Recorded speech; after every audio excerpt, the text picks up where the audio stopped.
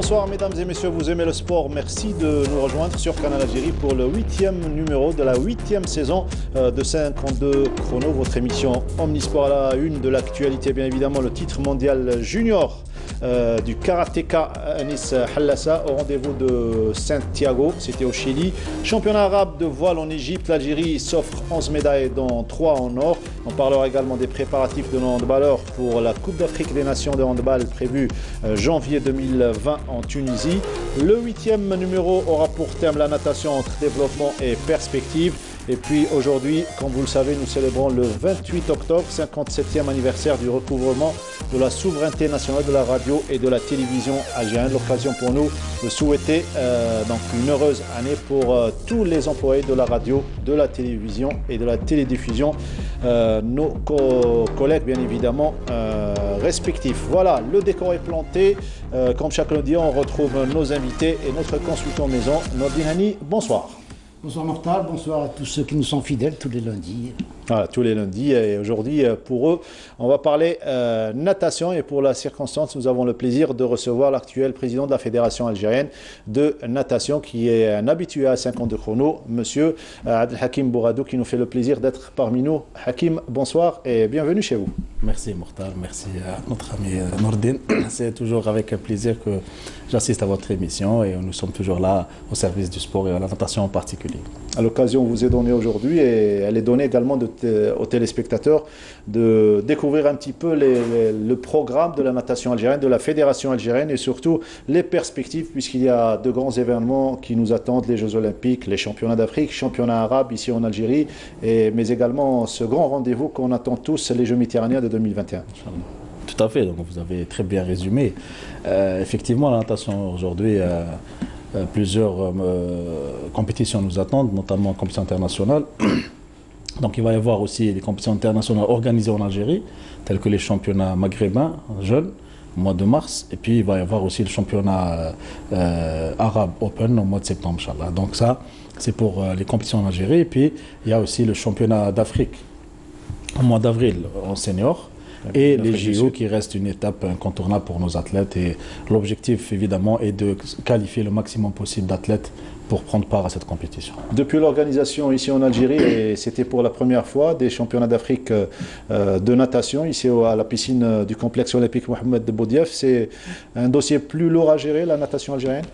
Oui, bien sûr. Je considère que nous avons quand même relevé le défi d'organiser un championnat d'envergure internationale tel que le championnat d'Afrique Open.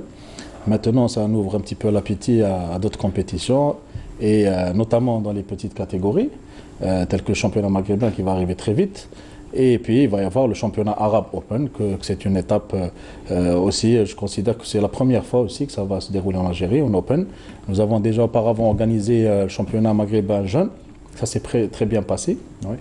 Et puis, nous allons relever le défi encore une fois, et je pense que nous sommes prêts pour être à la hauteur et représenter l'Algérie dignement, Inch'Allah. Inch'Allah, je rappelle qu'il y aura une saison très chargée, 2019-2020, qui s'arrêtera jusqu'au mois de septembre, et peut-être plus jusqu'après les Jeux Olympiques. Tout à fait, oui.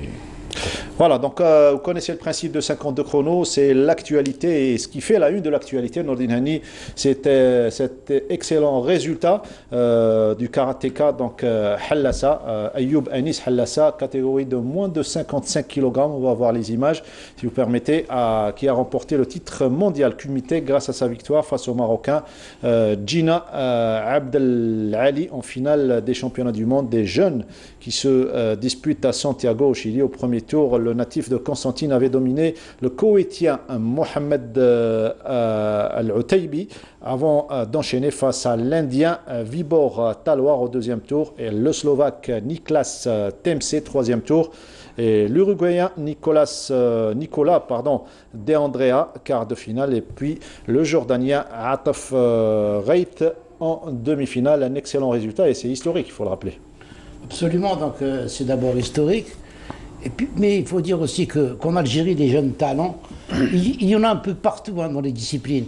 Le problème, c'est de suivre par la suite. On a vu les derniers championnats, les Jeux de la jeunesse, Jeux mondiaux de la jeunesse qui se sont déroulés en Argentine, je pense, Buenos Aires, on a eu beaucoup de jeunes qui ont fait des résultats. Mais où sont ces jeunes? On ne les retrouve plus par la suite. Le problème, il est vraiment là. Donc vous voyez, vous avez en karaté, en natation, on peut citer beaucoup de jeunes qui sont en train de... Les Sayoud, il y en a beaucoup, chez Baraka, Balaman, Arjon, ils sont nombreux, ils font d'excellents résultats. Mais est-ce qu'il y a le suivi par la suite pour pouvoir les amener à un niveau, donc Jeux olympiques, les Jeux méditerranéens qui sont très importants. On parle de la natation. Qui dit Jeux méditerranéens dit mer, dit natation. Donc c'est les meilleurs nageurs qui seront là. C'est les Européens. Les Italiens, les Français. Absolument, c'est les meilleurs nageurs. Donc moi je pense que c'est bien beau d'avoir des champions du monde à cet âge-là. Mais il faut un suivi. Et c'est ce qui nous fait défaut. Et il y a beaucoup de déperdition. C'est pas normal qu'on côtoie, qu'on est égaux par rapport aux autres nations quand on est jeune, et puis par la suite on disparaît. Un commentaire sur ce titre mondial de la part de Hallassa au karaté. Je félicite la famille du karaté, et notamment le jeune athlète. Je pense qu'aujourd'hui, au karaté, il y a une stabilité, un bureau fédéral quand même avec beaucoup de maîtrise et beaucoup de sagesse, à leur tête le président. Je pense qu'ils ont fait un excellent travail. L'entraîneur aussi, qui est lui-même ancien champion. Je pense que tout cela, il faut le bonifier et il faut mettre beaucoup plus de moyens, comme il vient de soulever Nourdine, parce que ces jeunes-là, c'est comme de la pâte. On peut la perdre tout de suite. Comme on peut la perdre tout de suite. Donc je pense que, si je prends exemple de la natation aujourd'hui, nous sommes passés à une autre méthode, qui est la préparation à la carte. Donc chaque athlète se prépare tout seul, avec un programme individuel. Donc si vous retrouvez les Balaman, Arjon, les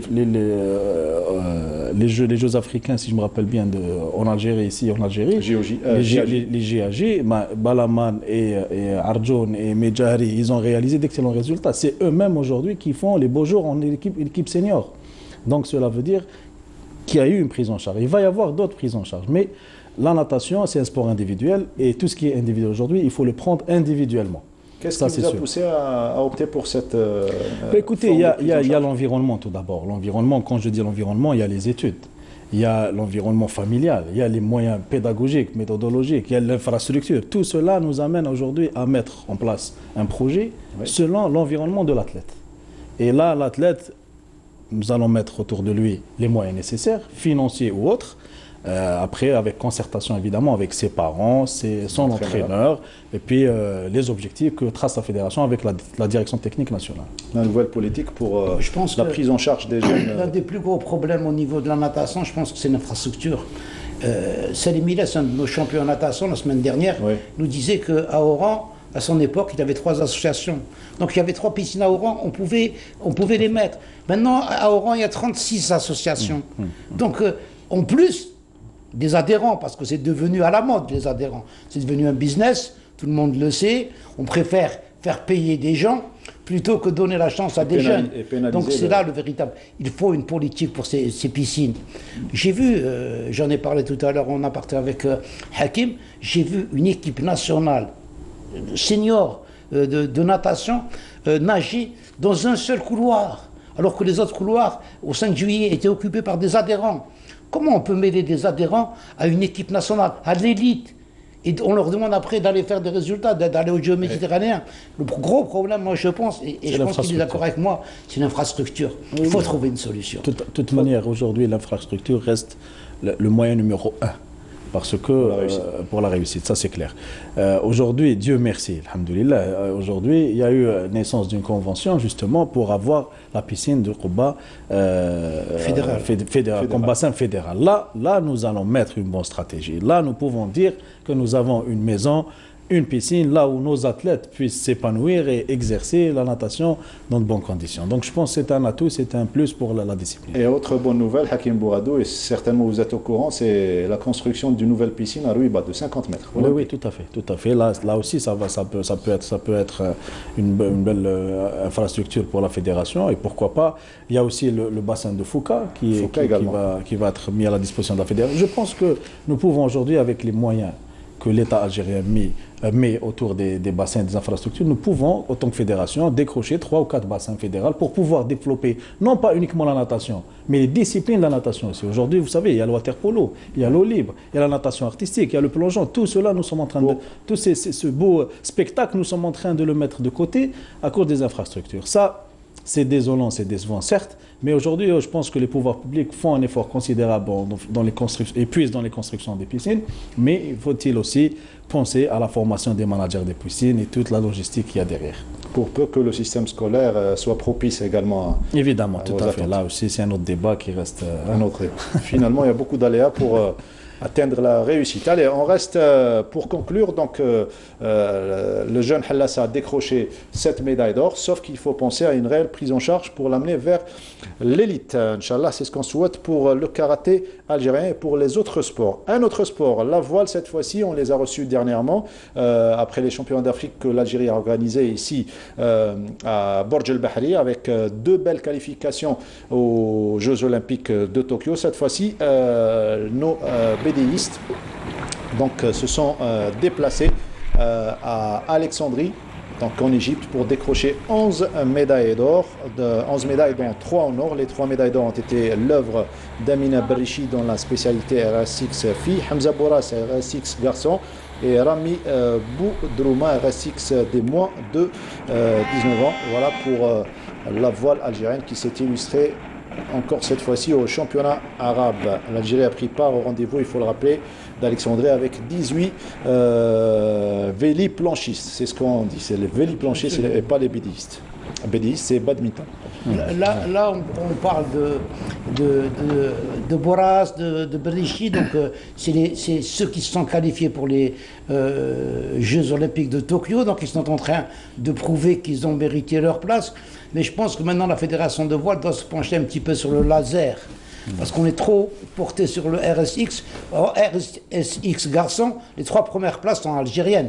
Donc je pense qu'on domine à ce niveau-là. Au niveau du laser, on n'est pas loin, on n'est pas loin. On se classe 3e, on se classe 2e.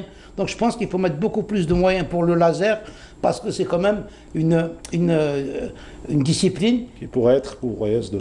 Et absolument. Et en laser, on avait droit à 2 qualifiés pour les Jeux Olympiques de Tokyo, alors que pour le RSX, on a un seul qualifié. Donc je pense qu'il faut mettre les moyens un petit peu pour le laser. 1200 km de côte, des plans d'eau, il faut des plans d'eau comme pour les piscines. Et je pense que l'Algérien, il a tout ce qu'il faut pour que cette discipline puisse marcher en Algérie. C'est ce qu'on espère, et surtout on espère une 3e qualification, comme c'était le cas pour Rio 2016. 3 Algériens dans la spécialité de voile. On change de décor pour parler cette fois-ci de basketball, avec la participation du GS Pétrolier au championnat d'Afrique des clubs à Bamako. Et bien les pétroliers se sont inclinés hier face à l'équipe de l'AS Police du Mali 76 à 83, mais ils avaient déjà assuré leur qualification pour le second tour de l'élite 16. Ces 2 premiers matchs devant respectivement Al-Nasr de Libye 106 points à 80 et l'AS Slack de Guinée 96 points à 50. Le GSP qui occupe seul la première place avec 5 points. Suivi de l'AS Slack et l'AS Police avec 3 points. Al-Nasr de Libye ferme la marche avec 1 point seulement. L'autre représentant algérien dans cette discipline et dans une autre compétition, à savoir les championnats arabes des clubs qui se déroulent à Salé au Maroc. On parle du NB Stawali, bien évidemment, le vice-champion en titre qui a été battu par le Sporting Club du Koweït, 74 points à 83. Les temps ont été comme suit: 13-6, 16-19, 26-20 et 19-28. Ce sont les scores des 4 cartons. Cette 3e défaite élimine la formation algérienne de la compétition après celle concédée devant les Libyens d'Al Ahli de Tripoli et les Marocains de l'AS Salé. On revient à la natation avec notre invité du jour, Hakim Bourado, le président de la fédération algérienne, pour parler de développement surtout, et cette journée scientifique qu'a organisée l'ISTS, organisée à l'ex-ISTS. Donc une journée apparemment bénéfique pour vous, avant de revoir les images de cette journée. Oui, je pense aujourd'hui que nous avons les moyens nécessaires pour mettre la science au profit du sport, notamment de la natation. Comme vous savez, la natation aujourd'hui, on parle de science, on parle de technologie, on parle d'amélioration de performance, d'optimiser la performance. Donc tout cela, je pense que nous avons des chercheurs, des docteurs en la matière qui peuvent nous assister, nous accompagner surtout dans la détection de jeunes talents par exemple, dans la formation continue des entraîneurs de l'initiation et de la performance. Ça aussi c'est important. Et puis mettre à notre disposition un laboratoire de recherche pour pouvoir mettre nos expériences, les expériences des étudiants aussi. Parce que je ne vous cache pas qu'aujourd'hui la natation, c'est un peu plus de 7000 licenciés. Donc en catégorie jeune. Oui. Donc je pense qu'à travers ces 7000 licenciés, nous pouvons déjà prendre des panels, des modèles dans chaque ligue, dans chaque wilaya et travailler pour pouvoir ressortir le champion de demain. Tout cela se base par des théories scientifiques, des moyens scientifiques aussi, et l'ISTS aujourd'hui dispose de ces moyens-là et nous devons s'associer pour justement améliorer la pratique de cette discipline, tant dans la pratique natatoire récréative ou bien dans la pratique de haut niveau qui est la performance. Vous venez de faire l'éloge des gens formés. Des gens formés par l'école algérienne et vous en êtes un. Vous avez été un enfant, vous êtes un enfant de l'ISTS et vous êtes fier, bien évidemment, vous l'affichez clairement. Je suis fier. Est-ce que, et Nordinani, première promotion également, est-ce que la théorie est loin du terrain, de la réalité du terrain? Écoutez, moi, ma petite expérience d'athlète de haut niveau, et puis j'ai fait uniquement éducateur à l'ISTS. Ce n'est pas ma formation de prédilection. Moi, je suis marketeur de formation et maintenant je suis à la tête d'une entreprise. Je pense que le terrain reste toujours l'école numéro 1.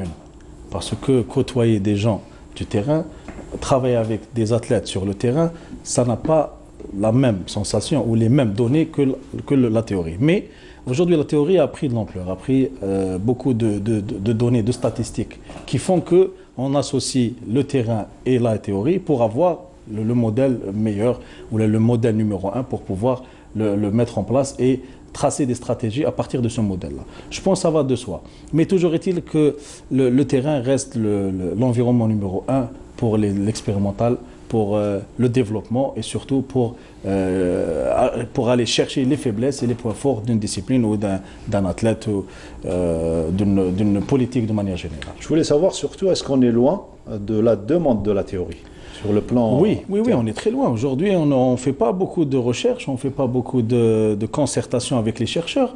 Aujourd'hui, la natation, je peux vous dire qu'on est fiers aujourd'hui d'avoir emmené notre équipe nationale de natation aux Jeux africains de Rabat avec un produit purement algérien. Nous nous sommes préparés en Algérie. Nous avons utilisé le CNMS, que je remercie au passage, le directeur CNMS, qui a mis à nos dispositions tous les moyens nécessaires de récupération. Nous avons utilisé l'ISTS pour la préparation. Nous avons utilisé le bassin de Saint-Juillet. Je pense qu'en Algérie, nous avons les ressources nécessaires. Mais on exploite très très mal ces ressources-là et on ne travaille pas en concertation avec les laboratoires de recherche, avec les docteurs en sport, les docteurs sur l'aspect médical ou bien l'aspect mental. Aussi, c'est important aujourd'hui, si on parle de haut niveau, la sophrologie, c'est un tout. Hein. Donc je pense nous avons ces moyens à l'exploiter et nous avons déjà démarré, afficher une bonne intention pour pouvoir s'associer à ce facteur-là. Et pourquoi pas, dans 5-6 ans, nous allons faire des évaluations. Je pense que cette expérience de convention, j'espère que Metkounch, juste pour labelliser ou l'exprimer, mais j'espère que dans une année, nous allons se retrouver et ressortir réellement les points forts et les points faibles de la natation. Parce qu'il n'y a pas que la natation, comme je l'ai déjà souligné, il y a d'autres disciplines qu'on néglige à ce jour. Je pense que toutes les disciplines sont négligées à ce niveau-là, au niveau, comme vous le dites, donc, du suivi scientifique. Moi, je suis content d'apprendre qu'une fédération fasse une journée scientifique. Je fais partie de la première promotion de l'ISTS, je suis sorti en 83. De 83, nous sommes en 2019. Je n'ai jamais été sollicité par ma fédération pour un stage de recyclage. J'ai toujours fait cela à mes frais, tout seul. C'est le même cas pour tous les cadres. Il y a les conseillers du sport, il y a les techniciens du sport, il y a les éducateurs. L'Algérie a formé énormément de techniciens. Mais il y a cette guerre des opportunistes qui disent « Ah, donc, t'as un stylo ». Je suis désolé. Le sport, il est scientifique, qu'on le veuille ou non. Il faut être complémentaire. Mais absolument, absolument. Mais entre l'homme du terrain et l'homme du stylo, comme on dit. Mais absolument. L'homme du terrain est également un homme du stylo. Nous avons été des athlètes avant d'avoir un cursus universitaire. Absolument. Nous avons eu un ballon, ensuite nous avons eu le stylo. Donc je ne vois pas pourquoi on a peur et comme il le dit, moi j'ai des gens de ma promotion qui ont le grade de docteur. Moi j'ai arrêté, je ne voulais pas, parce que je savais que ça ne servait à rien dans ce pays. Donc ils ont le grade de docteur. Je parle des Mimouni, je parle des Taoutaou, je parle de beaucoup d'autres, des Bounemri, qui ont fait des recherches, qui ont des bourses, qui vont à l'étranger, qui font des recherches et qui ne sont pas utilisés dans les fédérations. Mais c'est quelque chose d'anormal. Dramatique. C'est dramatique. Mais c'est l'État qui doit intervenir. C'est des gens qui ont été formés par l'État. L'État doit les remettre. Le terrain doit être au diapason de ce qui se fait sur le plan scientifique. Mais absolument, vous ne pouvez pas. Et actuellement, il y a un décalage. Pourquoi on a parlé de déperdition? Parce que le jeune, c'est son talent qui prime au départ, quand il progresse. Mais ensuite, une fois qu'on découvre son talent, il faut le donner à des gens qui puissent développer ce talent. Et à ce moment-là, ces gens-là, on ne les utilise pas, c'est d'autres qui les prennent.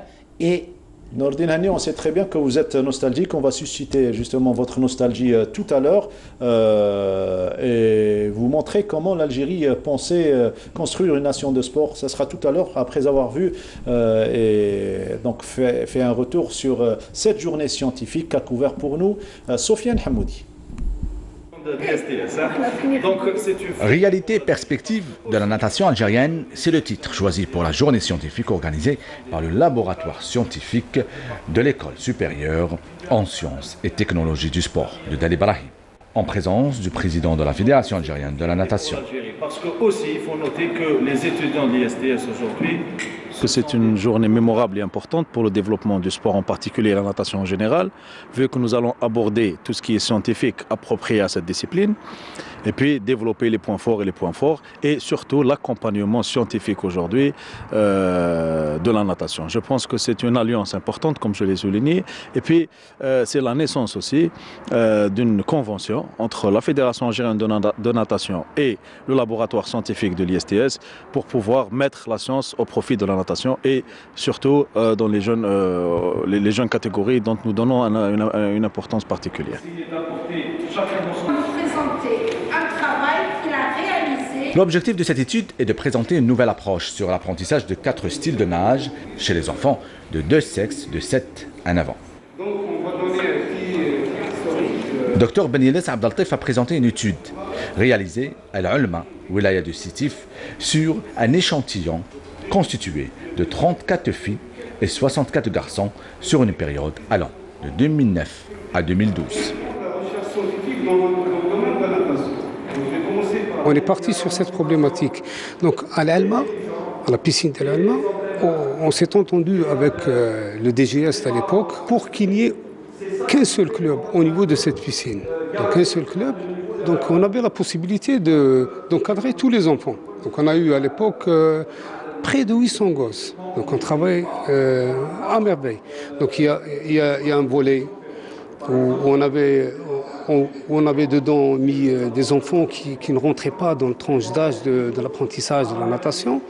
On avait un volet de sport et santé, des enfants qui avaient des asthmes, ils étaient malades, et beaucoup de travail sur l'apprentissage qui allait verser sur la compétition. Un de mes objectifs en tant que formateur, c'est former les cadres pour ces gens-là, afin de développer la natation à travers le pays, pas seulement dans les grandes villes, parce que je sais qu'il y a beaucoup de potentialités dans le sud. Mais que voulez-vous faire avec cette piscine à Adrar avec 0 cadre? Donc je m'attelle à faire des stages de recyclage et avec la fédération, Inch'Allah, ils nous tendent la main à travers une convention, pourquoi pas faire de la formation de 1er et 2e degré pour la prise en charge de ces jeunes-là. Aujourd'hui, le but de cette étude est la présentation des erreurs techniques des nageurs finalistes au championnat national de 50 mètres crawl, d'un point de vue biomécanique en vue de l'amélioration des performances de chaque nageur à travers les corrections techniques. احنا في تلمسان عندنا deuxième degré pour les entraîneurs تاع les petits nageurs. Deuxième degré كاين شغل manque d'effectifs شويه. بصح يوصلوا مينيم كادي شغل عندنا دي غران انترينور رضا يادي عندنا قرا هنا في الاس تي اس عندنا بزاف دي غران انترينور شامبيون دافريك شامبيون.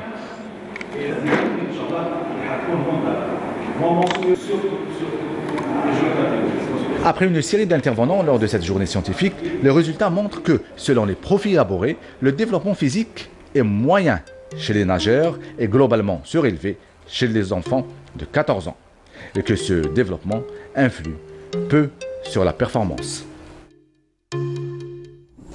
Voilà, donc c'était un retour sur cette journée scientifique. Ce qui a attiré notre attention surtout, c'est l'intervention de professeur Memouni. C'est un petit peu alarmant ce qu'elle dit. Au sud, une région dans le sud, 16 piscines et 0 encadreur.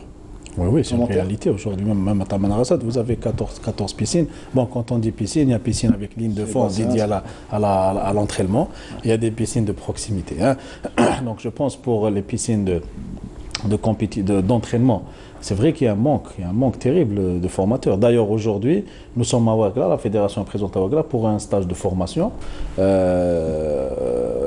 pour former des entraîneurs, surtout dans la zone féminine, pour pouvoir encadrer les jeunes athlètes.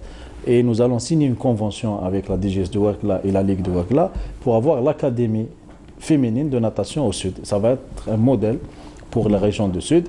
Et ça va déjà, nous sommes sur l'étude de la convention.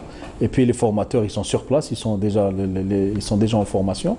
Et je pense qu'on pourrait généraliser cette initiative dans les prochains jours, un peu partout sur le territoire. L'idée a enchanté le ministère de la Jeunesse et des Sports. Oui, tout à fait. Du moment qu'aussi, au niveau de la fédération, nous avons la commission Sport Sud, qui est présidée par M. Hemouda Halim, qui est très actif. Et je pense aujourd'hui cette commission fait beaucoup aussi pour le développement et la promotion de la natation au Sud. Très bien. Promotion surtout et développement, puisqu'il y a beaucoup d'enfants, surtout, il y a beaucoup de parents qui veulent inscrire leurs enfants. C'est un phénomène qui est devenu important au fil des années. Chaque mois de septembre, vous avez des parents qui affluent vers les piscines pour inscrire leurs enfants, et certains sont chanceux et d'autres pas. Vous avez écouté le professeur Benier, l'expérience qu'il a faite à l'ALMA, une seule association, pour pouvoir avoir ce qu'il faut en natation. C'est vrai qu'il y a beaucoup de jeunes qui veulent à la natation, mais moi je vous dis une chose, ils se font berner ces jeunes, parce que c'est devenu du business. Le gardien de la piscine a une association. Il y a des gens qui travaillent dans les DJS, je dis les choses telles qu'elles sont, et qui ont des associations. Des associations ont fait payer les gens. C'est normal qu'on fasse payer des gens, mais pas dans cette anarchie. Il faut réglementer les associations. Il faut qu'il y ait un bénéfice. Il faut que le gamin qui paye, il ait en contrepartie une formation pour vraiment pour la natation. Et non pas, moi j'ai vu certaines associations, je vais faire des tours dans les piscines. Vous avez des couloirs où on ne peut même pas se nager. C'est-à-dire que si vous allongez, vous touchez votre camarade. C'est ça ce qu'il faut faire. Il faut contrôler les associations. Il y a énormément d'associations parce que ça rapporte de l'argent. Quand vous faites payer 10 000 dinars un athlète et que vous avez 1000 athlètes, regardez combien que ça vous fait et personne ne vous contrôle. C'est ça le gros problème justement. C'est vrai que tous nos enfants aiment aller nager, mais diminuez les nombres d'associations et vous verrez que ce sera beaucoup plus pratique pour les jeunes et que ce sera beaucoup plus rentable pour la discipline. C'est facile à gérer. En parlant de gestion, président Bouradou, qu'est-ce qui est difficile pour vous? La gestion de la formation développement ou bien la gestion de l'élite? Ben, ça va de et soi, vous les gérez les deux? C'est les deux, ça va de soi. Aujourd'hui, si nous voulons développer et améliorer la qualité des jeunes catégories, il faut déjà accepter et réglementer déjà la base au niveau des clubs, comme il a si bien dit M. Nordin Hanni. Aujourd'hui, ce qui se passe, c'est un petit peu malheureux. Je vais rebondir sur la réflexion de M. Nordin. C'est vrai qu'aujourd'hui, il y a des associations qui font dans la baignade. Et ceux-là ne s'inscrivent pas avec l'ordre général et la généralité de la fédération. Nous faisons dans la performance. Donc, pour cela, il faut que les autorités prennent des mesures de manière claire, très claire. Il faut qu'aujourd'hui, les associations, surtout les associations qui font dans la baignade, et je m'exprime bien quand je dis baignade, je sais de quoi je parle. Hein. Donc là, il faut pas que les ligues acceptent d'abord de les affilier, parce qu'ils ne s'inscrivent pas dans l'ordre général de la pratique de la performance ou de la compétition.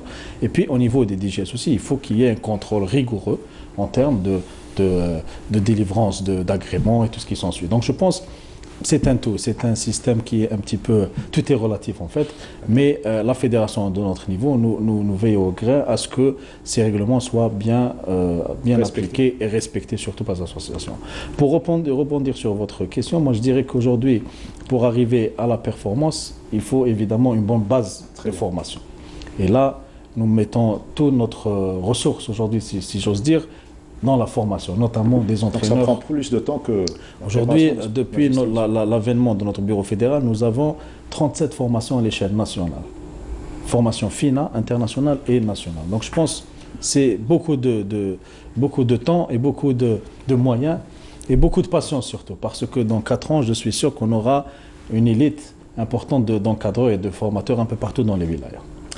Très bien. Alors, puisque vous parlez d'élite et de performance et de compétition, l'occasion vous est présentée et l'occasion est présentée au public algérien de découvrir le calendrier tout d'abord national des compétitions avant de parler surtout du calendrier international et ses grands rendez-vous, à savoir les championnats d'Afrique, les Jeux olympiques et championnats maghrébins. On va découvrir le calendrier national, surtout à commencer par la Coupe d'Algérie. Il y a une Coupe d'Algérie ce vendredi. Ça va être la Coupe d'Algérie du waterpolo, c'est pas la natation, c'est waterpolo, U20 et U16, c'est des jeunes, hein. Donc c'est les deux finales. Nous avons voulu coïncider ça avec le 1er novembre pour donner un côté festif aussi pour cette discipline au niveau de ces types. Je pense qu'il y a le WRS et la SUC de ces types, c'est des deux clubs qui ont déjà prouvé leur suprématie sur le plan national. Et on attend une bonne compétition, un bon match. Et j'invite vivement les passionnés de waterpolo et les habitants de Sétif à venir et supporter les deux équipes. Ça va donner un côté festif de la compétition. Côté spectacle surtout. Alors, les grands rendez-vous, ils sont connus, le championnat hivernal, le championnat estival, mais il y a des compétitions intermédiaires comme les interclubs pour préparer les... Oui, c'est un calendrier qui a été essentiellement décidé avec l'ensemble des techniciens lors du collège technique national et puis validé par le bureau fédéral. Je pense que c'était une compétition choisie par les techniciens eux-mêmes et avec des paramètres bien déterminés et définis pour pouvoir donner la chance aux équipes nationales de se préparer entre ces compétitions-là. Et ça peut constituer aussi des compétitions de mesure pour essayer d'avoir les meilleurs nageurs possibles au bon moment surtout. Parce que la natation, comme vous savez, c'est comment avoir le bon moment, la bonne forme au bon moment. C'est ça, la problématique, elle est là surtout. Alors justement, le pic de forme, vous allez en avoir besoin surtout dans les compétitions internationales. On va découvrir ensemble le calendrier des compétitions internationales, à commencer par le championnat maghrébin jeune du 31 mars au 3 avril. Tout à fait, là ça sera en Algérie, Inch'Allah. Les Maghrébins, après 11 ans d'absence, nous allons reconduire cette compétition. Et puis, on va essayer de faire le maximum pour... Ça a été décidé en marche des championnats. En marche des championnats, on a lors de l'Assemblée générale. Et je suis moi-même président de l'Union maghrébine. Donc, nous allons commencer cette étape par l'Algérie et pourquoi pas bonifier cette tradition. Et chaque année, ça va être une tradition pour mesurer réellement le niveau nord-africain. Championnat d'Afrique, donc un moment important et surtout un tremplin pour les Jeux Olympiques dans une terre où un petit peu on respire la natation. C'est presque une religion. Oui, ça sera du 18 au 22 avril. 23 avril, 23. Donc ça va être... en Afrique du Sud. Afrique du Sud. Là, l'objectif est clair, c'est d'essayer de récolter le maximum de médailles d'or possible. On s'est bien amélioré depuis le championnat d'Afrique ici à Alger. Oui. Au Maroc, on a récolté 5 médailles. Et là, on va faire de notre mieux pour avoir beaucoup plus de médailles d'or. Et ça va être une étape importante aussi parce que c'est une étape qualificative au JO. Oui. Ça va permettre à nos athlètes d'améliorer leur chrono et pourquoi pas avoir d'autres athlètes qualifiés, Inch'Allah. La Comène, ça sera du 21 au 23 juin 2020 en Grèce. Là également, pas de répit, pas de repos. Ah non, pas de repos. Là, ça va enchaîner avec les jeunes aussi. Nous donnons une importance particulière à nos jeunes. Donc, je pense que ça va être le vivier de la natation dans quelques années. Ces jeunes-là, ils sont inscrits dans un ordre de préparation un peu particulier parce qu'aujourd'hui, ils se préparent dans leur club, avec un environnement assez particulier par rapport à leurs études, mais toujours est-il que nous mettons aussi les moyens nécessaires pour les avoir le maximum possible en équipe nationale et essayer d'améliorer leur préparation, chacun dans sa région. Hein. Ce n'est pas nécessaire de les rassembler à Alger, ou là, chacun dans sa région. Nous faisons des regroupements périodiques à l'ouest, à l'est, au centre, pour pouvoir et mettre beaucoup plus de temps à ces athlètes de s'entraîner et d'étudier en même temps.